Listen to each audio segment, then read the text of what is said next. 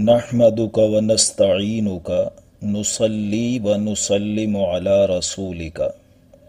قرآن حکیم کلاس میں آج ہم انشاءاللہ سورۃ النساء کی آیت نمبر 34 اور 35 کو سمجھیں گے۔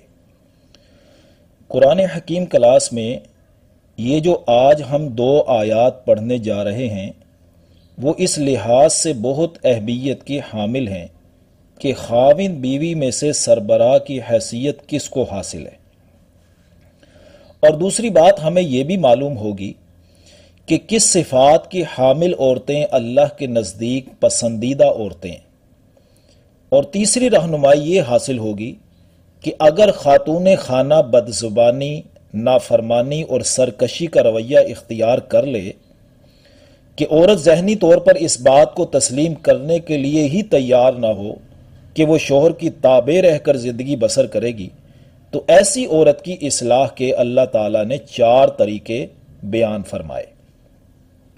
تو دیکھیے آیت نمبر 34 کی طرف، الرجال قوامون علی النساء، مرد عورتوں پر قوام ہیں یعنی حاکم ہیں۔ قوام اس شخص کو کہتے ہیں جو کسی نظام، سسٹم کا ذمہ دار ہو، اس نظام کو چلانے والا ہو۔ گھریلو زندگی کے نظام کی ذمہ داری اللہ تعالیٰ نے مرد کو سونپی ہے، عورت کو اس کے ساتھ ایک وزیر کی حیثیت سے کام کرنا ہے۔ مرد کو چاہیے باہمی مشاورت اور باہمی رضامندی کی فضا کو قائم رکھنے کی کوشش کرے، لیکن کبھی ایسا ہوتا ہے کہ معاملہ طے نہیں ہو رہا ہے، بیوی کچھ کہہ رہی ہے، خامند کچھ کہہ رہا ہے، تو پھر یاد رہے اللہ تعالیٰ کی طرف سے فیصلہ کن حیثیت مرد کو حاصل ہے۔ البتہ یہ دوسری بات ہے کہ مرد اگر اپنے اختیارات کا غلط استعمال کرتا ہے تو اس کا احتساب دن قیامت ضرور ہوگا۔ بہرحال مرد عورتوں پر حاکم ہیں، بما فضل اللہ بعضهم علی بعض، اس وجہ سے کہ جو فضیلت دی اللہ نے بعض کو بعض پر۔ یعنی دنیا میں آپ دیکھ رہے ہیں نا کہ اللہ تعالیٰ نے سب کو ایک جیسا تو نہیں رکھا ہوا، ہر کسی کو ایک علیحدہ حیثیت سے رکھا ہوا ہے۔ کوئی کالا ہے، کوئی گورا ہے، کوئی بڑا ہے تو کوئی چھوٹا ہے، کوئی عربی ہے تو کوئی عجمی ہے، کوئی نبی ہے تو کوئی امتی ہے۔ تو یہ چھوٹا بڑا ہونے کی جو حیثیت ہے یہ دنیا میں چل رہی ہے، اور ہر کسی کو اللہ تعالیٰ نے اس کی حیثیت کے مطابق رہنمائی جاری فرمائی ہے۔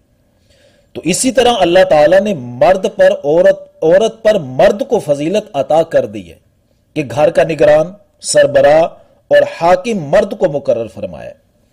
تو عورتوں پر مردوں کو حاکم مقرر کرنے کی ایک وجہ تو یہ بیان ہو گئی کہ اللہ نے بعض کو بعض پر فضیلت دے رکھی ہے، تو یہاں دے دی ہے، کوئی نیا کام تو نہیں ہوا نا۔ اب آگے دوسری وجہ سنیے، وَبِمَا أَنفَقُوا مِنْ أَمْوَالِهِمْ، اور اس وجہ سے کہ خرچ کیے انہوں نے اپنے مال، یعنی کفالت کی ساری ذمہ داری مرد کے اوپر ہے، وہ مال خرچ کرتا ہے۔ عورت کا نان نفقہ، اس کی بنیادی ضروریات کو پورا کرنا مرد کی ذمہ داری ہے۔ شادی اگرچہ عورت کی بھی ضرورت ہے، لیکن مہر کی رقم مرد دیتا ہے، گھر کے اخراجات برداشت کرنا مرد کی ذمہ داری ہے۔ تو یہاں اس بات کا بھی جواب آ گیا کہ اگر کسی عورت کے ذہن میں یہ خیال پیدا ہوتا ہو کہ عورت کا حصہ وراثت میں آدھا کیوں ہے، مرد کا ہم سے دگنا کیوں ہے، تو یہ بھی اللہ نے ذمہ داریوں کی تقسیم کے حوالے سے بہترین اصول وضع فرمائے ہیں کہ مرد کا دگنا حصہ ہے عورت کے حصے سے، کیونکہ یہ جو کفالت کی ذمہ داریاں ہیں، اخراجات کی ذمہ داریاں ہیں، یہ مرد کے اوپر ہیں۔ آخر کار پھر مرد نے وہ پیسے خرچ کہاں کرنے ہیں؟ ان عورتوں پہ ہی خرچ کرنے ہیں۔ تو یہ بہترین تقسیم اللہ تعالیٰ نے بنائی ہے۔ گویا یہ ذمہ داریوں کی تقسیم ہے۔ تو مرد اگر نگران، سربراہ اور حاکم ہے تو عورت کو کیسا ہونا چاہیے؟ دیکھیے آیت کا اگلا حصہ، فَالصَّالِحَاتُ قَانِتَاتٌ، پس جو عورتیں نیک ہیں وہ تابع دار رہتی ہیں، حافظات للغیب، غیب میں حفاظت کرنے والیاں ہیں۔ یعنی مرد جب گھر سے غائب ہوتے ہیں تو ان کی غیر موجودگی میں مرد کے مال و اولاد کی، مرد کے رازوں کی اور اپنی عزت کی حفاظت کرتی ہیں، کیونکہ مرد کے رازوں کو بیوی سے بڑھ کر کون جانتا ہے؟ اسی طرح عورت کی عصمت در حقیقت مرد کی عزت ہے۔ تو یہ حفاظت تین اعتبارات سے ہے: شوہر کے مال و اولاد کی، شوہر کی عزت و ناموس کی، اور شوہر کے رازوں کی وہ حفاظت کرنے والی ہیں۔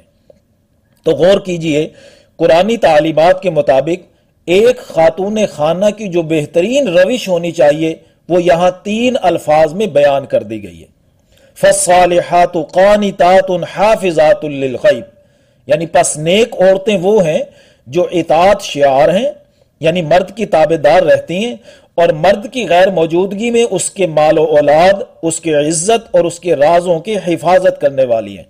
آگے فرمایا بما حفظ اللہ، اللہ کی حفاظت سے، یعنی اصل حفاظت و نگرانی تو اللہ کی ہے، لیکن اللہ کی توفیق سے انسان کو اپنی ذمہ داری ادا کرنی پڑتی ہے۔ جیسے رازق تو اللہ ہے لیکن انسان کو کوشش تو کرنی پڑتی ہے۔ تو اگر عورت اس ذمہ داری کو نبھانے کی کوشش کرے گی تو اللہ تعالیٰ اس کی مدد فرمائیں گے۔ تو یوں چند لفظوں میں خاتون خانہ کی بہترین روش ہمارے سامنے آ گئی۔ اب دوسرا رخ، اگر خاتون خانہ کا رویہ اور روش ان خوبیوں کے متضاد ہے اور وہ سرکشی، بد زبانی، ہٹ درمی کی روش پر چل پڑے، اطاعت شعاری اور تابع داری کی روش سے نکل کر اپنی ہی بات منوانے پر بضد ہو جائے، تو دین اسلام نے مرد کو قوام ہونے کی حیثیت سے تادیبی کارروائی کرنے کے اختیارات دیے ہیں، جس کے تین مراحل ہیں۔ دیکھیے ذرا آگے جو بیان ہوئے ہیں، وَاللَّاتِ تَخَافُونَ نُشُوزَهُنَّ، اور وہ عورتیں جن کے بارے میں تمہیں سرکشی کا اندیشہ ہو تو فَاعِظُوهُنَّ، ان کو واعظ و نصیحت کرو، یعنی زبانی طور پر خوب سمجھانے کی کوشش کرو۔ لیکن ایک بات یاد رہے، سمجھانے اور ڈانٹ ڈپٹ والا معاملہ خاوند اور بیوی کے درمیان ہونا چاہیے، دوسروں کے سامنے نہیں، ورنہ معاملہ حل نہیں ہوگا بلکہ بگاڑ میں اضافہ ہونے کے خطرات زیادہ ہوں گے۔ تو اگر اس زبانی طور پر سمجھانے سے معاملہ حل نہ ہو سکے تو اگلا مرحلہ وَاهْجُرُوهُنَّ فِي الْمَضَاجِعِ، اور ان کو تنہا چھوڑ دو ان کے بستروں میں، یعنی کچھ عرصہ کے لیے ہم بستری کا تعلق ختم کر دو۔ اس اقدام سے بھی اگر معاملہ حل نہ ہو تو اگلا مرحلہ فَاضْرِبُوهُنَّ، اور ان کو مارو، یعنی ہلکی اور اعتدال کی مار، اور چہرے پر تو ہرگز نہ مارو، اس سے نبی کریم صلی اللہ علیہ وسلم نے منع فرمایا۔ اچھا، اگر آپ لوگ ان تین مراحل پر غور کریں تو آپ کو معلوم ہوگا قرآنی تعلیمات چاہتی ہیں کہ معاملہ خاوند بیوی کے کمرے کی چار دیواری میں ہی حل ہو جائے، کمرے سے باہر نہ نکلے۔ فَإِنْ أَطَعْنَكُمْ فَلَا تَبْغُوا عَلَيْهِنَّ سَبِيلًا، پھر اگر وہ تمہاری تابع دار ہو جائیں تو ان کے خلاف راستہ مت تلاش کرو، یعنی ان طریقوں سے معاملہ حل ہو جائے اور وہ تمہاری تابع دار ہو جائیں تو اب خام خواہ ان کو اذیت مت پہنچائیں، بال کی کھال مت اتاریں، بلکہ پچھلی قدورتوں کو بھلا کر خاوند بیوی اپنی اپنی ذمہ داریوں کو ادا کرنے میں مصروف عمل ہو جائیں۔ ان اللہ کان علیٰ کبیرا، یقیناً اللہ تعالیٰ بہت بلند، بہت بڑا ہے۔ یعنی جب انسان اللہ کی اطاعت و فرما برداری میں آ جاتا ہے تو وہ اللہ انسان کی سابقہ سرکشی کو معاف نہیں کر دیتا۔ تو تم بھی ایسا ہی کرو کہ جب عورتیں تابع دار ہو جائیں تو سابقہ کوتاہیوں کو معاف کر دیا کرو۔ لیکن اگر معاملہ ان طریقوں سے بھی حل نہ ہوا، وَإِنْ خِفْتُمْ شِقَاقَ بَيْنِهِمَا، اور اگر تمہیں اندیشہ ہو ان دونوں کے درمیان ضد کا، کہ ابھی خاوند بیوی کے درمیان ضد کی حالت برقرار ہے، تو فَبْعَثُوا حَكَمًا مِّنْ أَهْلِهِ وَحَكَمًا مِّنْ أَهْلِهَا، تو مقرر کرو ایک حکم مرد کے خاندان سے اور ایک حکم عورت کے خاندان سے۔ یعنی پہلے تین طریقوں سے اگر معاملہ حل نہیں ہو سکا تو اگلا طریقہ یہ اختیار کرو کہ ایک حکم مرد کے خاندان سے اور ایک حکم عورت کے خاندان سے مقرر کرو، تاکہ وہ دونوں حکم خاوند بیوی کے گلے شکوے سنیں اور انہیں سمجھا بجھا کر کوئی تصفیہ کی صورت نکالیں۔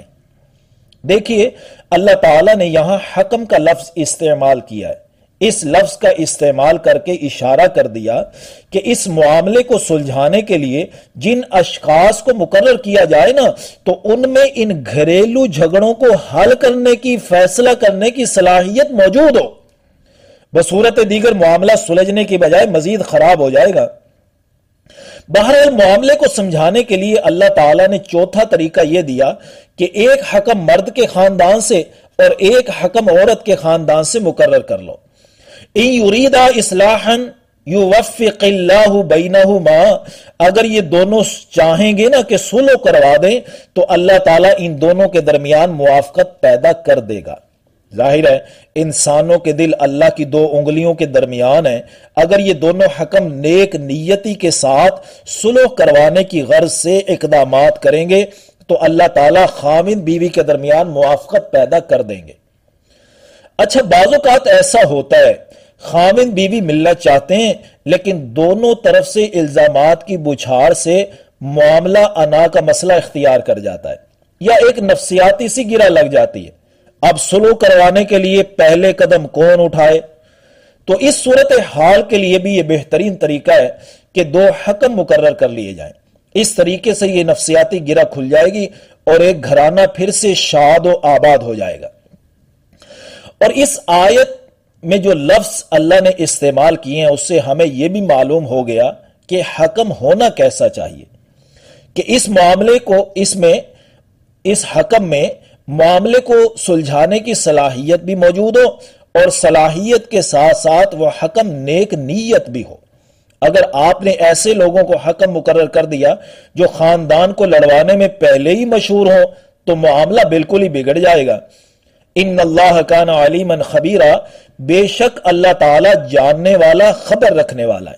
تو اس علیم و خبیر ذات نے معاملے کو سلجھانے کے یہ 4 طریقے ہمیں عطا کیے ہیں، اس سے بہتر رہنمائی ہمیں کوئی اور فراہم نہیں کر سکتا، لہٰذا ہمیں ان طریقوں کو بیان کرنے اور ان کو اپنانے میں کوئی جھجک محسوس نہیں کرنی چاہیے۔ اللہ تعالیٰ مرد و عورت کو اپنے اپنے دائروں میں رہتے ہوئے عملی زندگی میں کردار ادا کرنے کی توفیق نصیب فرمائے، آمین یا رب العالمین۔